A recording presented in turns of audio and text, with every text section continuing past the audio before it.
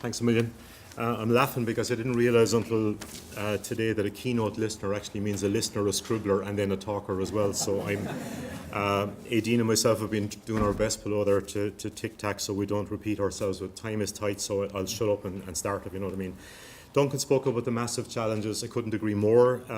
My department was accused once upon a time of letting the urgent drive out the important, in the sense that, you know, some major crisis would come along and things that were considered important were then pushed aside. I think it's self-evident, and I don't just mean from today, but it's self-evident if you go anywhere around the world, that this whole issue of climate change and the environmental issues in general are rapidly moving from important to urgent and have already got there. And certainly the department will do its absolute best to realise that, practically speaking.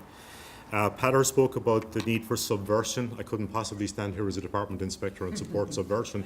I'm going to go, as the son of a Latin teacher, I'm going to go for a new word. I can't see it in a dictionary on my phone anyway, but circumversion I'm going to come up with, because rather than the changes coming from below, the changes need to come from all around, not just below. Duncan and I had a conversation there at break, and I just said, I don't know will I say it or not, but I don't want us to expect too much from what schoolgoers can do. As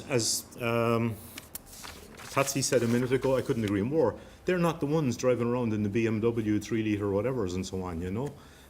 We got to remember that the change is a cultural change. It's not just going to happen in a classroom in 28 hours a week and 168 days in the year. Sorry, 167 days in the year. It's just not realistic. So it's a cultural change we need to work with. Elaine and Nico UNESCO have worked with before. I'm delighted to have been involved in your Young Environmentalist Award. I can't touch on everything here, so I'm hoping Aideen will pick up things I've missed. I love the expression from Michael John that culture eats strategy for breakfast all day long. As the poor idiot who's going to be trying to do most of the work on the review of our strategy for education for sustainable development, I'll probably remember that one with pain and angst over the next few months, okay? Derek did a great job in explaining the massive amount of work that's happening in in the primary curriculum. Coming from a post-primary background, I'm hopeful that there's a lot more happening as well there, and will be happening. I mean, the junior cycle reform is one area, senior cycle reform. The last conversation that I actually had with one of your colleagues, Ben Murray, in classical studies was, how could classical studies incorporate ESD? And he's gone off to think about that and work on it, you know. So we're actually pushing the agenda as much as we can, and the NCCA has done great work in that area, you know. Politics and society is definitely trying to drive pedagogical change. It's not just about learning content. There's a lot more than that happening. And I was delighted to hear that the idea from one of the students, the idea that politics and society should be all about discursiveness and debate, was actually suspended when the issue of climate change came up, and it was not up for debate. So I'm happy with that, if you're happy with that, okay? There's no problem there. Another student commented on the fact that the school system is inherently points-focused. You know, the Irish education system is inherently points-focused. Let's not just blame the schools there, okay? There is a serious need for change. There's no question about that. That need has been flagged for years. Has it happened? Not really. Will it happen? I'll leave it with you, okay? I'm nearly there. Kate talking about it's so many things, Kate. I don't know half the background to your school anyway. But I love the resilience idea. We harp an awful lot about the Finns in education, about their performance in PISA and everything else. I don't know the word, but there is a Finnish term for resilience that comes from encounters with the outdoors, and maybe it's a word we need to bring into the Irish education system as well. But the whole area of teacher training outdoors and so on, makes total sense to me, and the links with the architecture as well.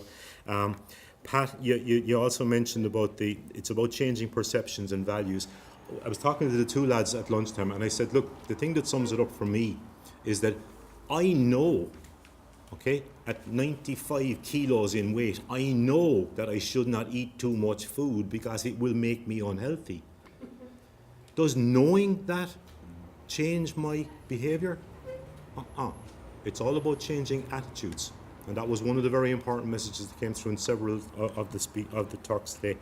Somebody mentioned about the SkullNet hub. There's over 170 resources on SkullNet right now under an ESD label. You'll actually find an Education for Sustainable Development hub on Skullnet.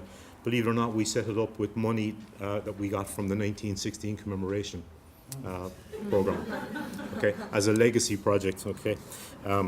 Just don't tell the rest of the country what we did. No, it was actually part of the program, just like Politics and Society was. I'll shut up, okay? And by the way, the last comment, I mentioned Patsy's statement earlier, the comment about preschool being a major opportunity, I couldn't agree with more. I could not agree with more. Have I any control over that? No, but I could not agree with that more. I think it's where attitudes and values and all the important things begin. And I'm delighted to hear that message coming through here as well. Okay, I'll shut up. Thank you very much. Thank you.